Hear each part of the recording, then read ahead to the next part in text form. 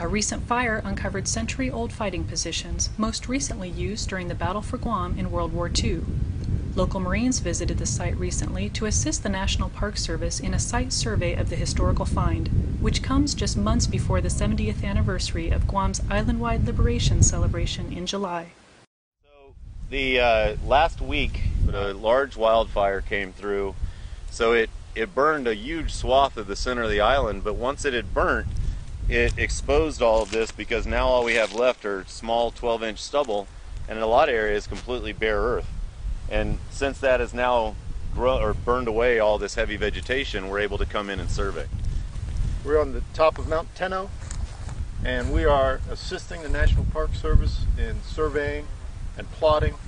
all of the foxholes and defensive positions.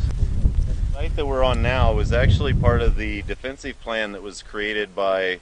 Lieutenant Colonel Pete Ellis in 1914. During World War II, when the 1st Marine Provisional Brigade lands in Agate with the 77th Army in reserve, 1st Marine Provisional Brigade swings and takes on the Erode Peninsula, and the 77th Army works their way across the flats or Mount Alipan up here to Mount Tenjo, getting here on July 28th, in the morning of July 28th.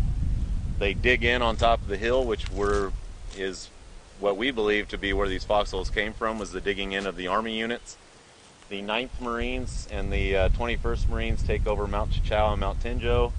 with an element of the 307th Army Infantry swinging this direction, and eventually they join up with other elements from the 307th that are taking over for the 305th that came up in the morning, and then by 1500 that afternoon both the northern and the southern invasion forces met here on the hill, and then they dug in here, sent off patrols, and then eventually pushed off from here to take the rest of the island. Visit www.nps.gov/WAPA for further information about the War in the Pacific National Historical Park on Guam.